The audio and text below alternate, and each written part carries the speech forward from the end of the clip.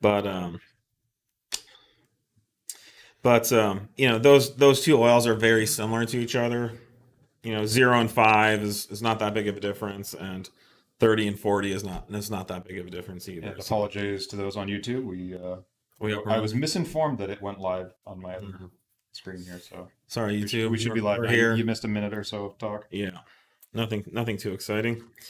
Next question: does a B9 S4 S5 need an upgraded dogbone arm? I have a lot of wheel hop on launch. Well, sort of. The B9 does not have a Yeah, dog. so there's no dog going Yeah, on. there's no dog bone. So the dog bone is specifically something you see in the MQB platform. So Golf GTI, RS3, S3, TTRS, um, anything in that model range with MQB has a dog bone arm. And the reason is the motor is mounted transverse, so it means it's sideways. In the car, transverse. And the motor mounts are on the sides, so when the motor torques, it goes like this. So the dogbone arm connects down here to control the rocking motion of the motor, fore and aft in the car. So the B9 has two motor mounts, and it has a centrally located transmission mount. The motor and transmission are longitudinal in the car, and a good upgrade to address your concern is our transmission insert, which goes inside the factory transmission mount to stiffen it up. And then we have a stage 2 rubber mount that controls kind of the up and down motion of the whole drivetrain assembly. So if you do both of those, you'll notice an improvement with wheel hop. And we have motor mounts coming soon. This year we will release density line motor mounts, and those will also help improve drivetrain control and things like wheel hop. So, hey Nick, that foot's about to fall off the table. The tripod there. Oh, should we don't touch it because it's going to change the whole camera angle. Just as long as it can should be fall. good. It's been there the whole morning, so Okay. no, Don't rock the table too much. don't see the camera. You should be good. Sorry, a little technical concern. Someone is asking, do I need anything else when installing your SQ5 lowering springs? No, you can install them on a bone stock car, and you will notice a much better looking stance, and also much better performance in the handling and dynamics of the chassis. Now, we certainly recommend using it with our rear sway bar. That will further improve your suspension and handling control. But the springs are designed to go in with no other required modifications, and certainly they're designed to work with the factory shocks and dampers in that car. If I'm running dual pulley hardware, is there any sense in running stage 2 single pulley? This would be a 3-liter 3.0 supercharged motor. yeah. No. Usually you don't. You want to try and run a calibration that's going to allow that bypass valve to stay shut. The problem is you can run lower boost, but what you're doing is you're circulating hot air back through the intake again. So it's a pretty big efficiency trade-off to run, higher rate pulleys and then reduce the power with the bleed off. I would run, just a single or smaller pulley ratio than what you're looking at now if you want to run a lower boost level. Yeah.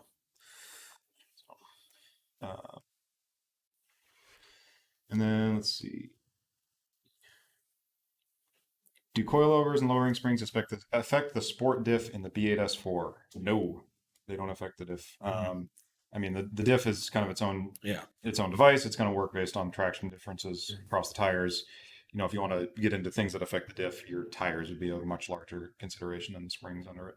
Yeah, that's right. So, and I have a sport diff in my B8 and track it and beat the crap out of it all the time. So that's 100,000 miles strong on it.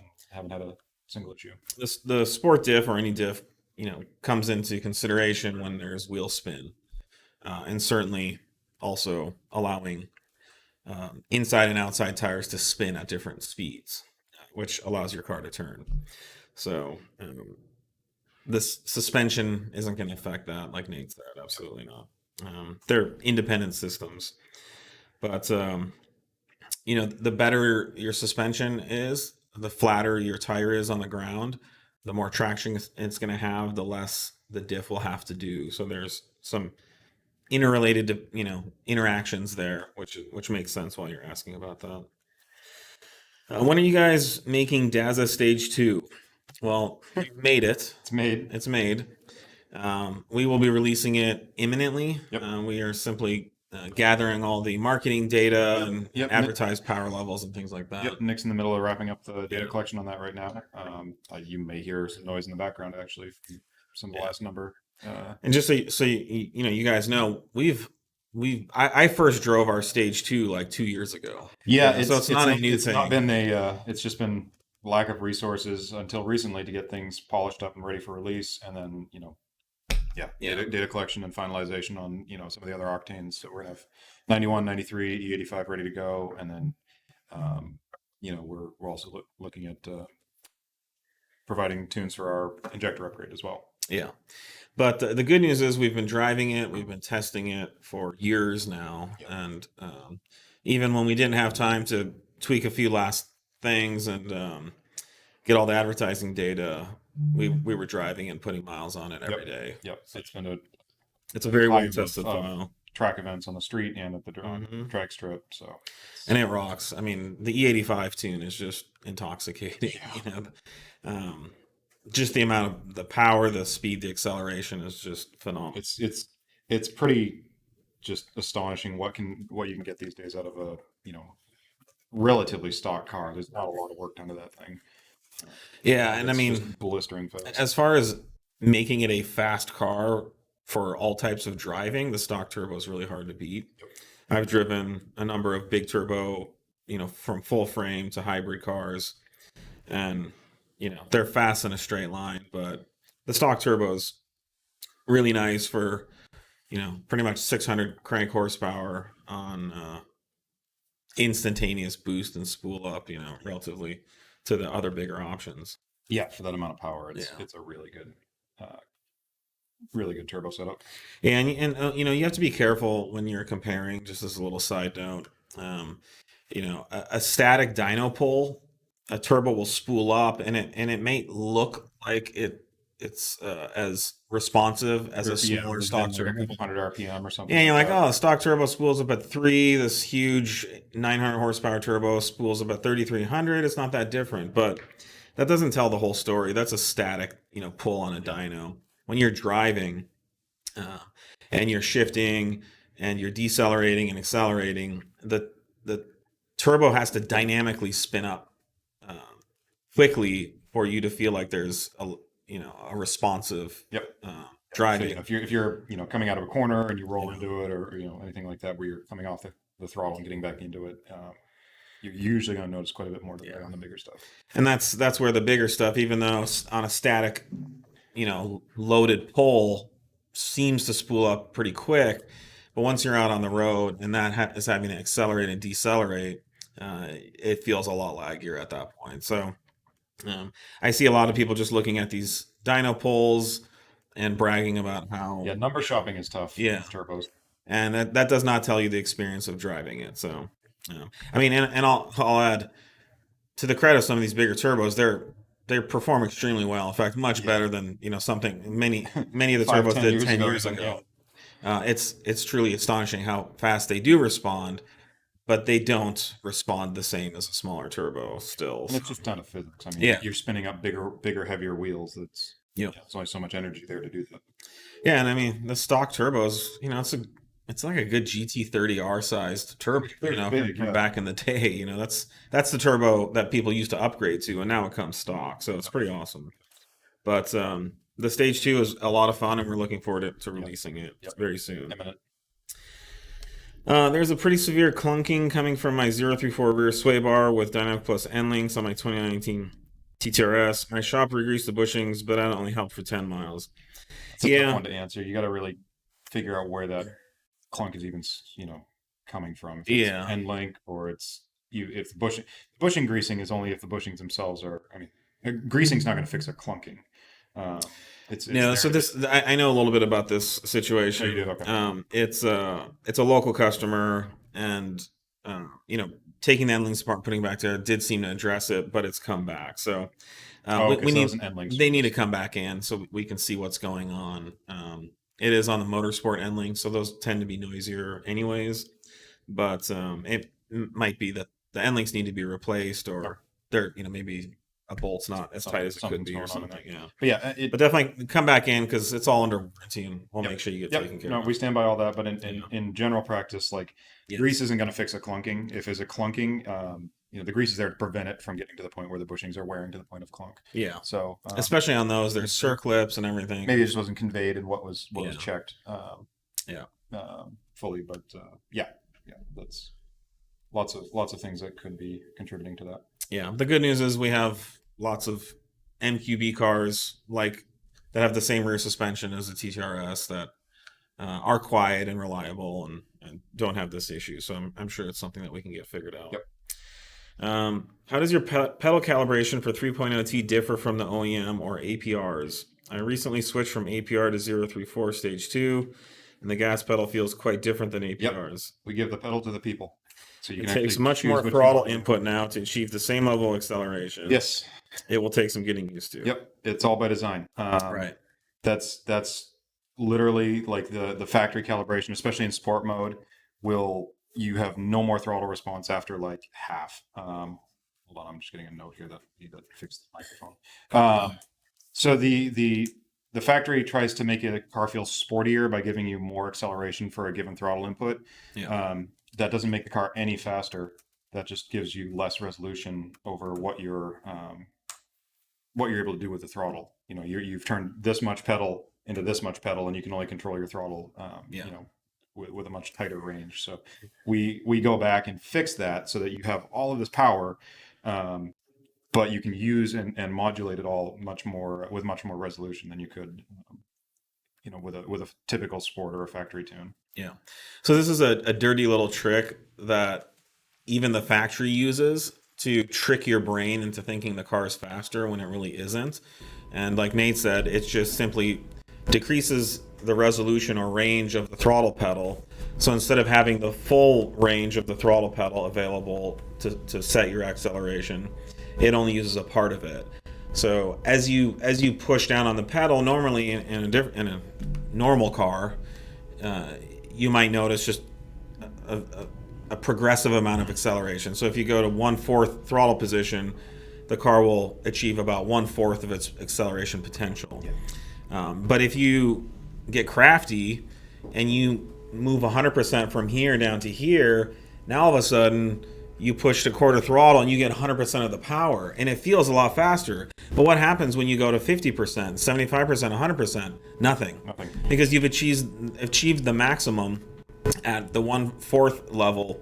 This would be the same thing as you have a stereo and the knob goes from 0 to 10, and someone thinks, oh, I'm going to make this stereo system sound a lot louder, so we're going to move 10 down to 4. Yeah. And so as you start turning it up, you're like, wow, this gets so loud, and maybe your brain thinks, if I'm at 4 and it's this loud, imagine what it would go to 8, but I'm even too afraid to turn the knob that far. Well, we remove all that so that you get a much more scaled 0 to 100% throttle that correlates to the pedal. So now the pedal actually works, and 50% power is actually more like 50% power, and I don't think it's exact, but we make it much more it's much not broader exact. range of acceleration. Even back to the cable throttle days, it was never 50%, was 50%. No. They had cams on them that changed the on profile. and the throttle gets to a certain point, and it basically flows as much as 100%. And then there's all that. But and it's interesting because a lot of the times too, like you're still getting more accelerative force at a given pedal position than factory. So that's kind of one of the tricks is you kind of just have more go pedal and more power the further down you go, and it really helps with like dynamic situations where you're on track, you're in the middle of a corner or something. You've got just a lot more resolution there than you do in a factory. Well, and that's exactly the point. So we don't do this to be a buzzkill or to bum out anyone or make them have to use their foot harder. When you're in a corner and you're controlling a car, part of what you're doing to control the car is what you're doing with the steering wheel, but in many cases, the majority of what you're doing has to do with throttle and how much power you're giving to the tires. And so, what if you're in a slide and you want to maintain that and keep that turning attitude of the car? What if 55% power is what you need to maintain that? And there's no spot on the pedal for that anymore because or it's so minute you just yeah, can't maintain it. It's almost like a video game of like trying to just carefully, as opposed to being able to really dip into it and having that range. So, like Nate said, giving power back to the people, but we're really giving the control back to the people. We're giving you control. Yeah. You can choose how much power you want in much finer resolution steps than and a lot of customers, when they're using, for example, the APR tunes, not only is the acceleration not as smooth, but the deceleration is not as smooth either. So there's this thing that happens when the throttle map isn't programmed correctly, and you go into the throttle, but if you back off a little bit, instead of just the power backing off a little bit, the throttle body just shuts, and so you have no resolution to get on the power and get off the power a little bit. It's kind of an on and off switch, and that's kind of the worst thing that you would want as a driver. And I think if you talk to any of the best drivers in the world, they would say this is exactly the kind of way they want the automotive controls to be. They want that resolution. They want to be able to choose finer steps. Yep. They don't want just on-off switch. That's really, really hard to control. Yep. So, all right. But that's why we do it, and that's what you're noticing. We truly hope that you get used to it, and we hope that you get used to being actually able to control your car at that level that you haven't been able to before. Someone's asking, is 034 faster than other tunes? Well, we do currently hold the 3.0T world record for quarter-mile acceleration. I think we have the fastest trap speed as well, which is indicative of the power that we're making. We also have lots of other fast cars, so it wasn't like a one-off thing. Many fast 3.0T kind of records. There are other good tunes out there. However, for us, it's not just about the speed, even though we are the fastest tune. Yeah, it goes right back to the conversation we just had. We were about just the talking about pedal control. Yeah, better control, smoother power. We're definitely aiming for reliability. And it's proper engine management all the way through. So the shifts are better. The shifts, because we do, we strive to have proper torque control over both the engine and transmission. We're not rescaling or descaling any of these maps in ways to get around any limitations. We're doing everything we can to remove the limitations in the factory firmware, which, unlike the 3-liter, are very present anytime you go anything over to even stage 1. We feel there's a number of differences where we're better in many ways than everything else that's out there right now. So it's definitely more than just the speed, but we're also not sacrificing any speed either. And that to us is the sweet spot where we like to be. Yep.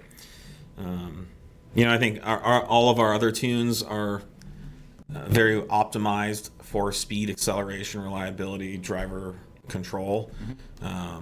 And so, we may not have world records in some of the other tunes, but we still have all the rest of those features. Yep. And then we're also adding, advanced launch control for the B8, but that's going to be coming to a lot more platforms. To basically all of our other tunes.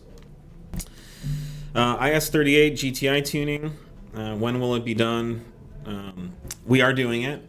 We are planning on it and working on it. We don't have a release date yet, but we're definitely shooting for this year to get that released.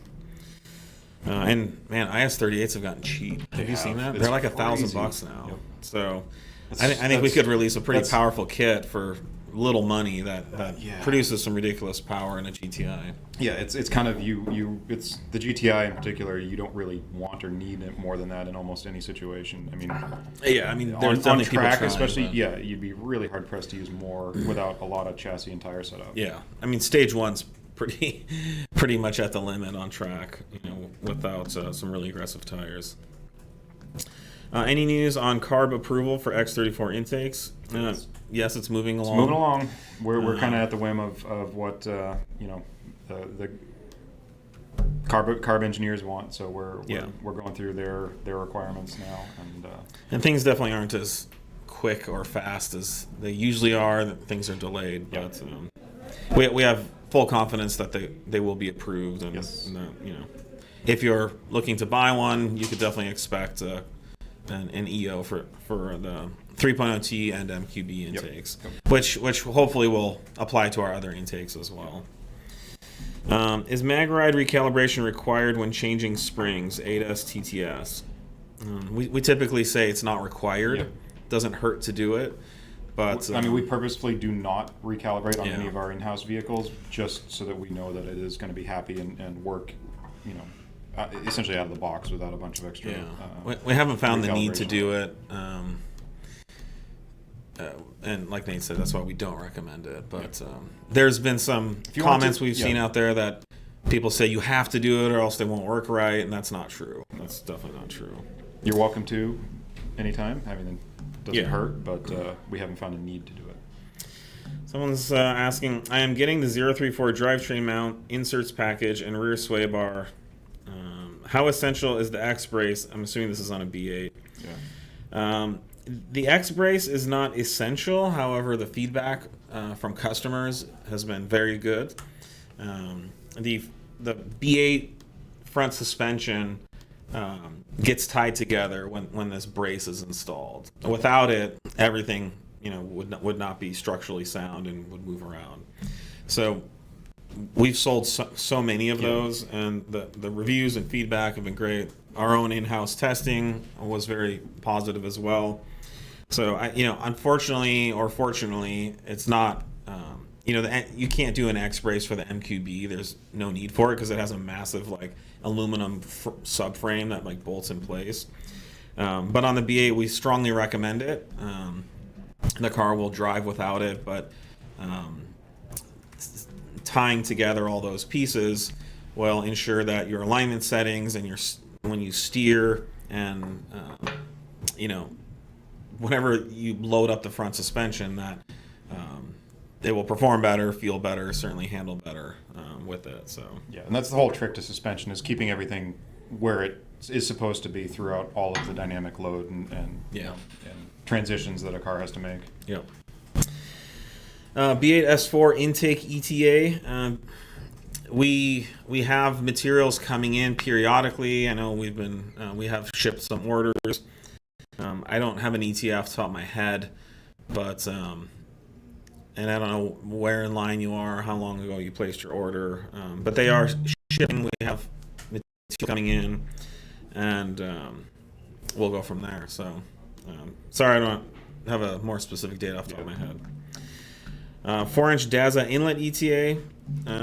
We are waiting for a casting sample, so it's probably, I'd say, 4 or 5 months out from releasing.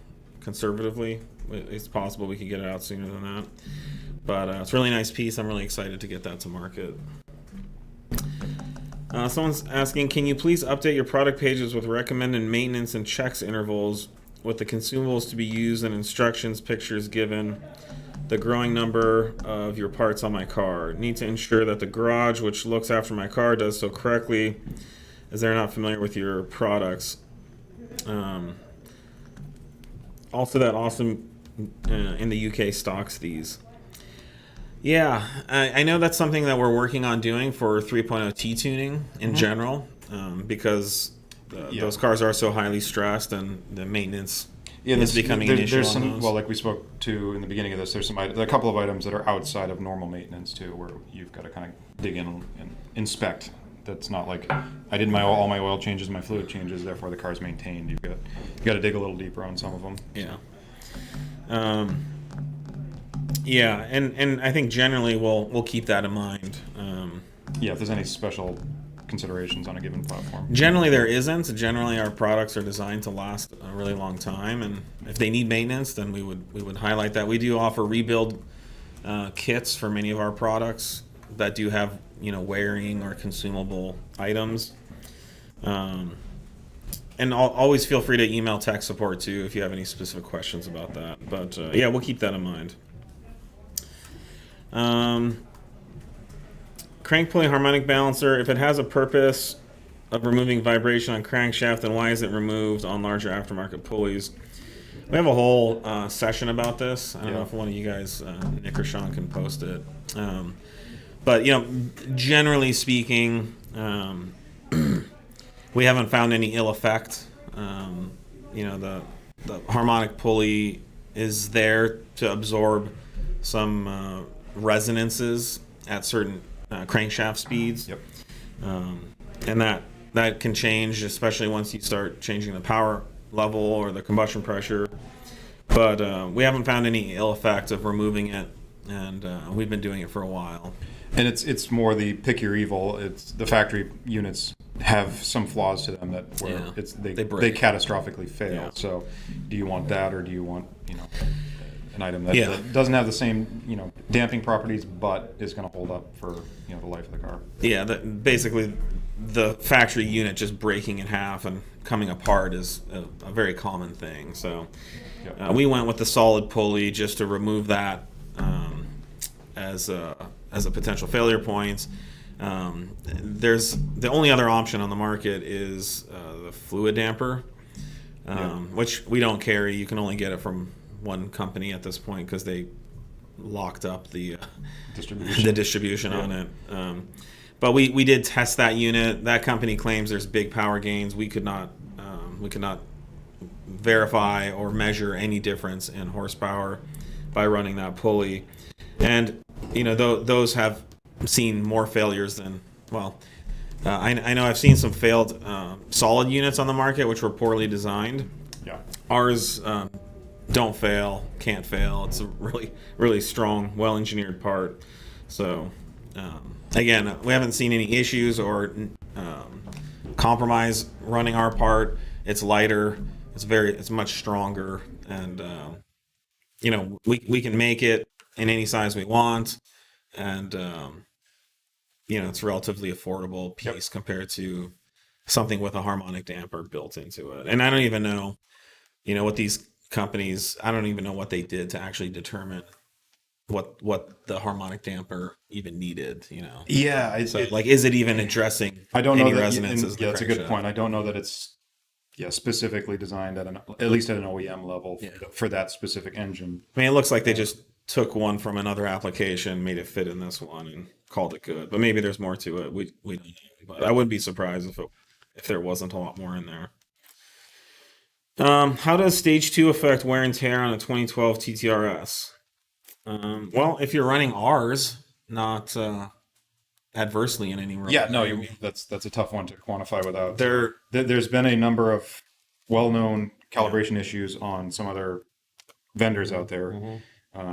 We I think we did like 1 year we did like 10 or 15 of them here. Yeah, especially the guys that were running the 2+ file from a popular vendor, on 91 octane proved to be fairly hazardous to the engine's health. Yeah, it would melt ringlands and blow up the motor. So our stage 2 is very reliable, great power, as we like to say, optimized. Yep. So like anything else, it's adding more stress. But as far as can we attribute something that specifically wears out faster? No, That's been a solid. We have had. it's not like the stock turbo dies faster, or again, it shouldn't affect your engine's pistons or ringlands in any negative way. Nope. But there are some stage 2 tunes on the market that, to our knowledge, still haven't been corrected. So stay away from those. We can wholeheartedly recommend ours. And it's been on the market for 6 years now. Yep. Many cars running it. A lot of cars getting tracked. So it's a very proven file with no issues. Someone's asking, what stiffness settings do you recommend for the front and rear sway bars on a daily driven Autocross Mark 7 GTI? That's a tough one. Autocross is a very driver dependent driving style. I know personally when I autocrossed, I ran a lot of rear bar and very little front bar, and I used On what car? Yeah, well, it was my 90, and then the others that I've driven at the time, it was like Mark 5 and 6 GTI stuff. So yeah, it's tough. Really depends on your car and setup. It does. I mean, I would, you obviously need to test it because, like Nate said, your driving style with whatever else is done to your Yeah. car. But generally, and you could read up on what autocross suspension setups are, what some of the conventional wisdom is. But my gut would be that you're going to want to go very stiff on the front bar to keep both front tires planted, and so that you're not lifting the inside front tire. But again, you're gonna have to test it out. The bar is adjustable, so it will give you some Yep. ability to play with it, and you can even, which we've done before, you can test the extremes by just simply disconnecting one of the Yeah. end links and seeing how it affects the handling. So Yeah. you can kind of You can go. You bookend, can go from no bar yeah, to all the bars. So and you can see, is it like a lot worse or is it actually a little bit better, and then you can kind of like establish the range of what you're yeah, dealing. it's a lot of it comes down to driver style too. I like controlling the orientation of the car a lot with the throttle, Yeah. and doing that with a lot of rear bar, you can get some lift off oversteer. A Yeah, lot but in easier. So autocrossing, you're not going very fast. that's why I ran like exorbitant amount of rear bar Yeah. to kind of accentuate that effect. Yeah. But again, it all comes down to your driving style and the car. And it could also depend on the course too. Yes. If there's a lot of 180 switchbacks, that's gonna affect things. Yeah, if it's Then if really there's slow, more then yeah, more you like probably want a bigger front bar, so you gradual have more sweepers. tractive output on the exit. So Yeah. How much better is a ported blower than a non-ported blower? Do ports add power? I mean, that's the idea. It should, if it's done correctly. Yeah, how much better is going to depend on the port job and the rest of the intake system and what you're doing with it. But I mean, yeah, the idea is just giving you a more efficient flow path from throttle body all the way through to the cylinder head. So Yeah. I mean, a port job is kind of like getting a haircut. Two different haircuts will both remove hair from your head. Whether you look better or not is a whole nother story. And just because you went into a supercharger and removed a bunch of material or whatever, it does not mean you have actually improved anything. Cylinder head porting is even more critical. It's even easier to ruin a cylinder head. So we are working with, is it Jay? Jokers. yep. We're working with Jokers currently. We have one of their ported superchargers. We sent them one. They're porting it for us, so we're going to put that on our car here and run and test that.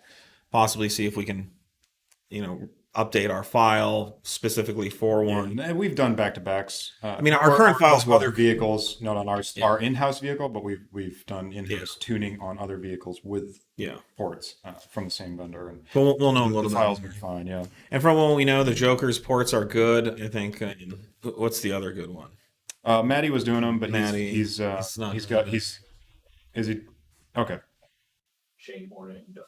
Yeah, yeah. So Whatever it is, I mean, I would just say, just try to ask around and figure out what are the reputable ones that are proven to go fast and make power. Yep. My fear is when I see, people, every, Tom, Dick, and Harry starts getting into supercharger porting, and you just have no idea if, yeah, they're not the same. Just like haircuts, and there's a lot of different levels of port that these guys can do within with what they offer. Some of it requires so much material removal or relocation. You've got to cut out sections of the charger, weld patches in. So there's a lot that can go into it. Yeah. So. Let's see what else we got going on here. Why are spring sleeves needed? Where should I put them on my springs? So, when you're lowering a suspension, Yeah. Well, you have a certain number of coils that need to be in the spring. So this is an example of one of our springs. If you want to think about a spring stiffness, there's a few ways you can change the stiffness or rate of increase the compression rate of a spring. So if you think about this wire, if you make it thicker, you're going to make the spring stiffer. But if you take this spring and you straighten it out and you pull that wire out, you're now left with a certain length of wire. And let's say the coil here, if we straighten it out, it would be 1 meter long or about 3 feet long. So if we take a foot off that, Now, how hard is it to bend a 3-foot piece of spring steel? Well, it's a lot easier than bending a 2-foot piece of spring steel, right? So by shortening the spring, you've now made it stiffer. So if we're lowering a car 2 inches and we do it by taking out a coil, we've now increased the stiffness of that spring, and we no longer have control of just doing subtle spring rate changes. So we're forced to leave even though our spring is shorter, it has to use roughly the same length of wire. And so what ends up happening is, because we want to lower it, we need some of those coils to stack out. Yep. And so, you have these, and this is a linear rate spring, mostly linear, although Yeah, it's got a little bit of a a change. little bit, but you can see the space between all the coils is roughly the same. So it's linear rate. But if you look at some of our other springs, the coils on the end are much closer to each other. So what happens is, when you add any weight to that, those coils stack out, and they are no longer part of the spring equation. And as far as the live, compression of the spring, Yeah. but they're still part of the spring stiffness. Yeah, and a lot of that's needed for the daily drivability aspect Yeah. too, where if you're jacking up a car or you lift a wheel, we need to make sure that these springs stay located in Right, their and perch too. the other big factor is, when you unload your suspension, your shock is still the same. So if we make a lot shorter spring, your shock is going to go down this much, but the spring will now just be rattling around in there. So these stacked coils end up acting like helper springs as well, and so if you launch your car in the air, the shock suspension goes full droop, but the spring is still in place and is not rattling around.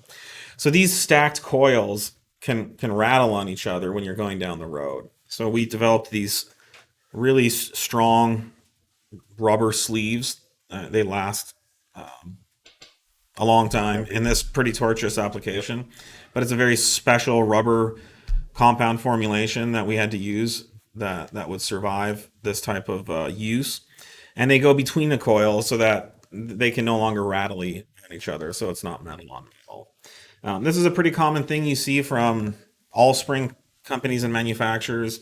Anyone trying to develop springs for the same application as we will need it. Some of the applications don't do it. Some of them only need it on the front. Some maybe need it on the rear, whatever. So we include them with any of the kits that need them, and they're also pretty cheap too. So we see a lot of people buying extras and just putting them in. But they go between the coils that stack. So they're going to go between the coils on the top or the bottom of the spring that are really close to each other. They're super easy to install. You just jack your car up and you can pop them in and off. You don't they have to just take the grab the springs out. They clamshell around the spring. Yeah. So, all right. Is it strange adapting to the modern enthusiast climate of Crackle Tunes? So I'll say at first it was. For a long time around here, we poo-pooed it internally, just like, that's dumb, you don't need that, it doesn't do anything. However, we did embrace it about a year or two ago, and you know what? Our customers love it. They buy our tunes. They're happy. Yep. And so ultimately, it's not our job to be judgy about what mods people do and don't want. We do have to make a decision about how we want to dedicate our resources. Typically here, we will dedicate those to the type of modifications that have the most substance, that actually do something, that actually give you a performance benefit or functional improvement. But the Crackle Tune thing is something that we have done. It's kind of cool. There's times where I turn it on, especially if I'm on the road if I'm in my R8 and I'm next to a GT3 RS and it's crackling and popping, I'm going to turn my shit on too, because why not? I don't want to let him have all the fun. And if I was younger, I'd definitely go and buy some girls on the sidewalk, flip on the pops and bangs, whatever, it's cool.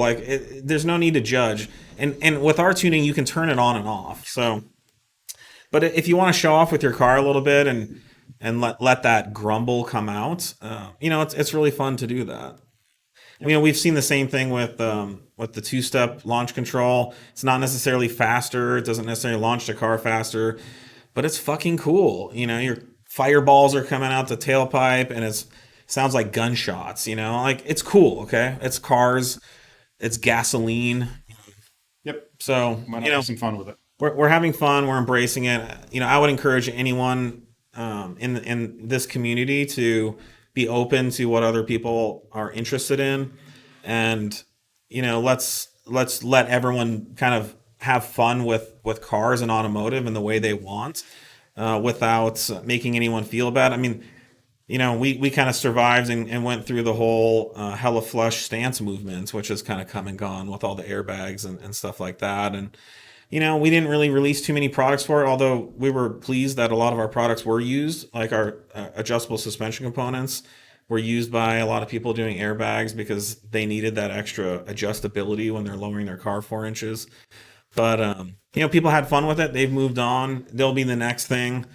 Um, you know, it's not hurting anyone. So, Yeah, and anyways. to Jawad's point, we try and make it as flexible as possible. Where Yeah. you can turn them on, you can turn them off. You can, even down to our launch control stuff. It's not all, pops and bangs. You can leave it in comfort mode or turn it off entirely, and you're back to your normal launch system. So Yeah, I wouldn't want it on all the time, yeah, but it's fun to turn it on. We try and give everybody, as much as we can, the flexibility to choose what they want. So. Yeah. Yeah, and you know, we're here to serve more people. So if we can do that, and We're always trying to adapt to what the market needs, but I'll say, like, I think across the board we have the most flexibility and the most Yeah. options out there right now. So chances are good we've already got what you're looking for. yep. Bigger throttle body B8 S4 release, and can I use yours with a stock airbox location? And can I use it on a different tune? Any estimate on the retail price? We don't have a retail price yet, but it will be from some of and we always incorporate pricing into our the initial product development phase, and Yeah. it will be very competitively priced. I think a lot better than some stuff that's been on the market. Yeah. I mean, it's called Super Duper, for a reason. Yeah, it's not super duper expensive, but super duper performance. As far as when, it's coming. I mean, we're just now waiting for the production run on the cast parts. Yep. Right. You know, I'll tell you. I just talk about this for a second. So we need a new dishwasher at home. Our 12-year-old dishwasher is finally having issues, and so we were like, let's go buy a dishwasher. And like, we cannot get a dishwasher anywhere in town in less than a month, and those are just estimates. So if I go to Home Depot or Lowe's or whatever, the appliance store, they're saying it should be here in a month. The fastest I can get a dishwasher, that I would want, any kind that I would want to buy, a good quality unit. So, supply chains are really stressed right now. So even though we can get this aluminum component cast, factories are having a hard time just getting aluminum to melt and cast.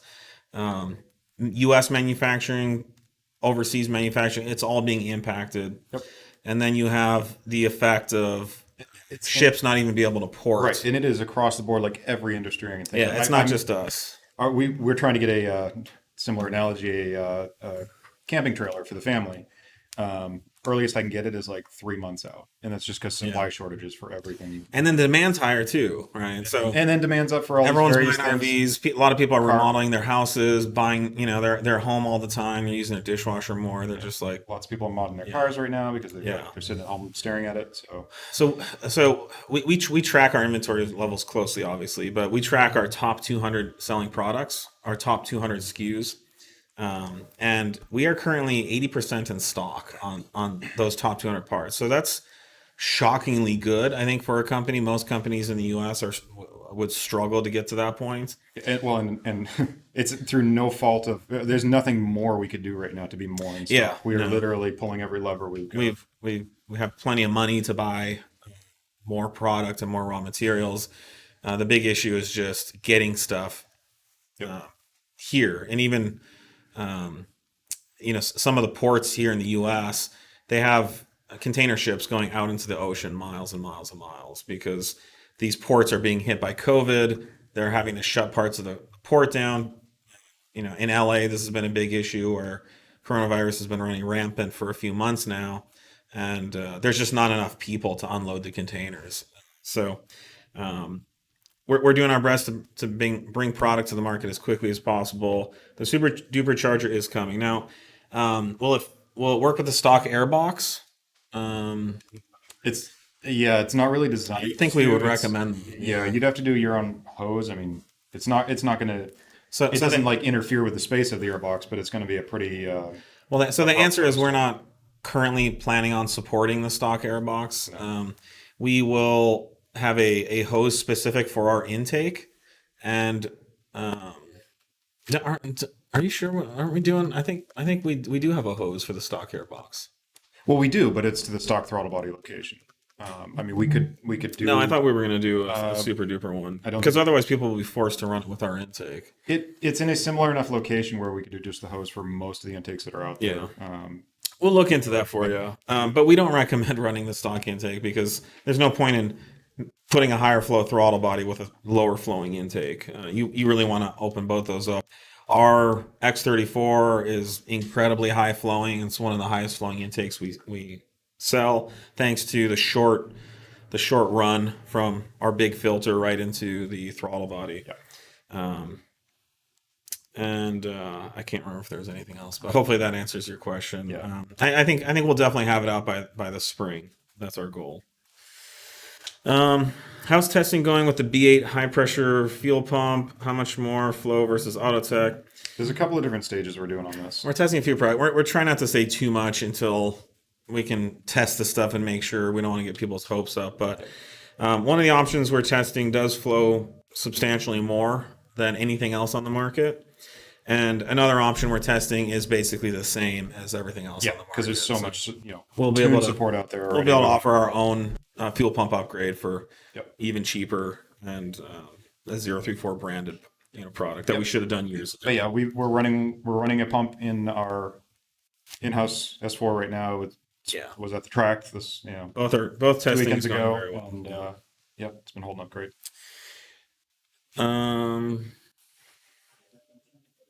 It's another similar question. If I buy the X34 intake for the 3.0T stock throttle body, when the Super Duper Charger throttle body comes out, do I need to buy a whole new intake setup, or do I get provided an intake tube with the Super Duper?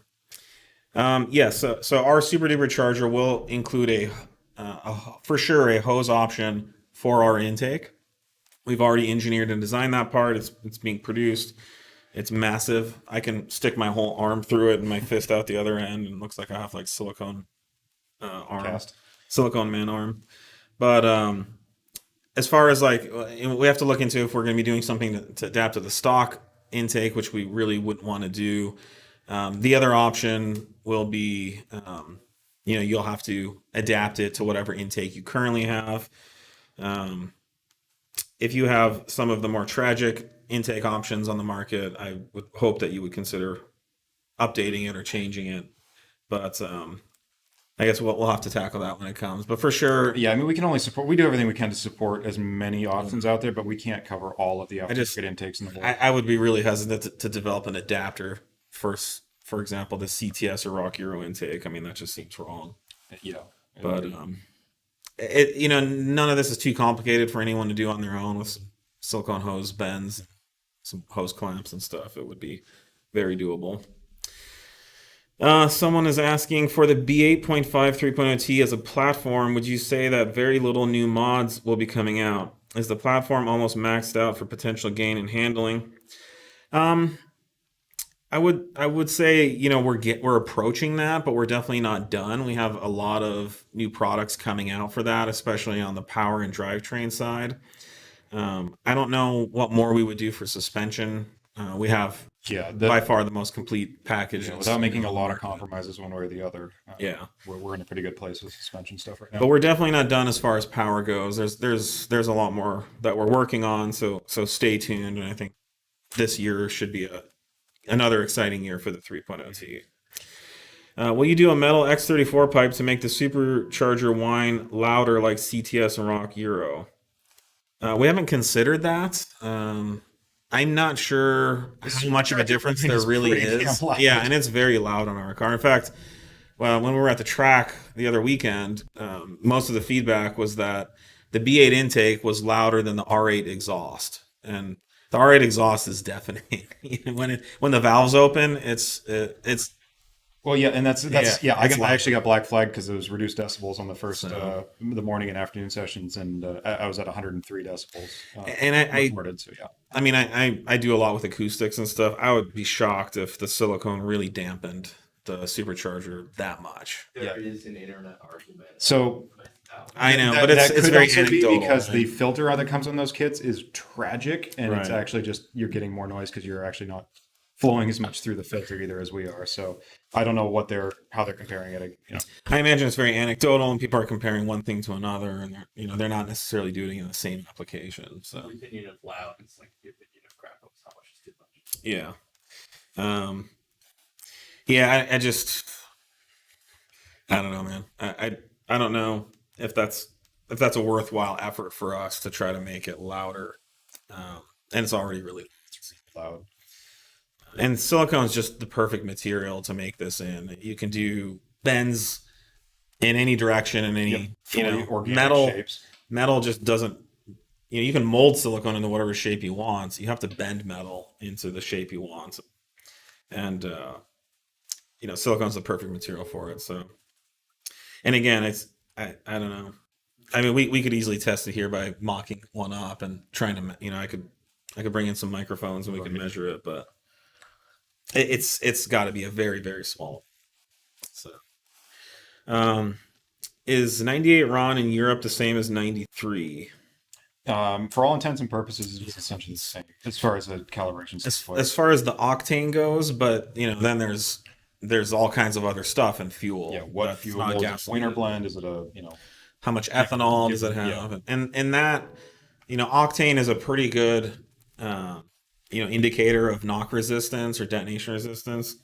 But it's not the only thing. So you can have, like, for example, you can have 291s, but because of what's in them, one will have much more detonation than the other. From what we found, our timing maps and calibrations generally are equivalent between the two.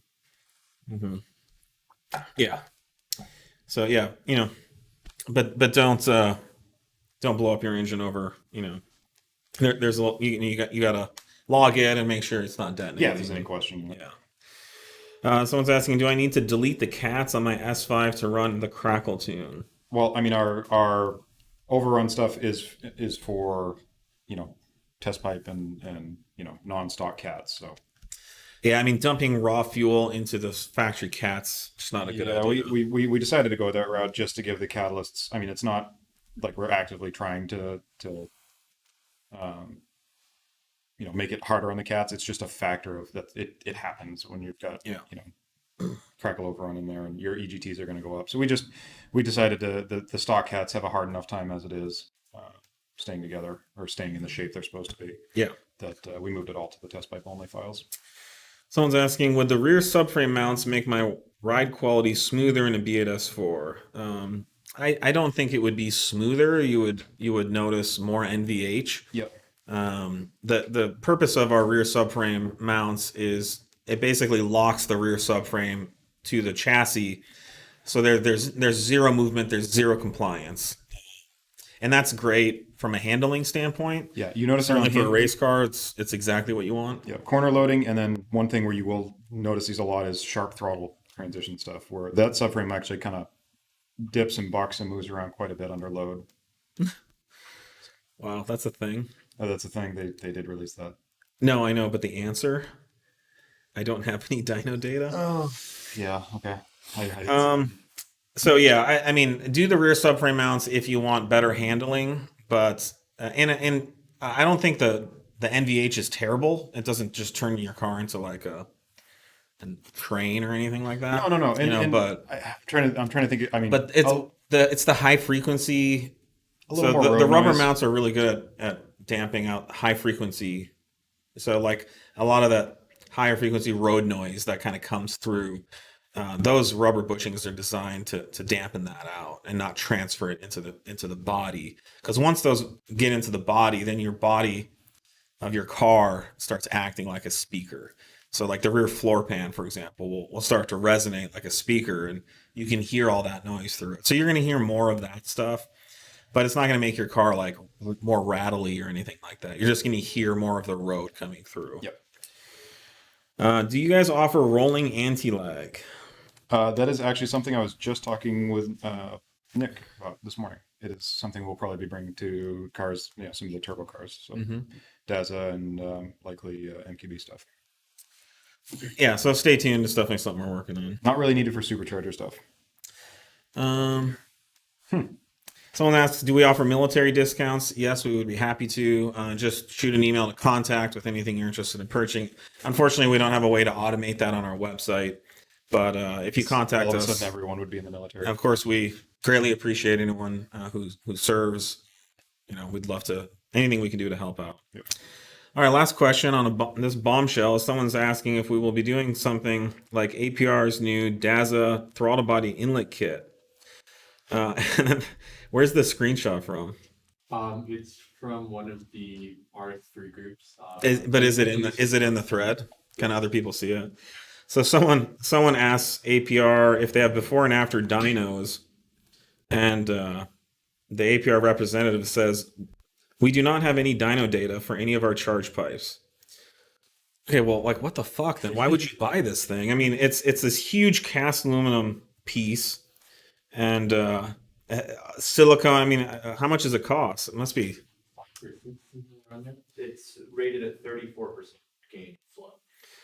Yeah, but I mean, why would you buy it if you don't know if it's going to make more power? I mean, other than just kind of it looks cool.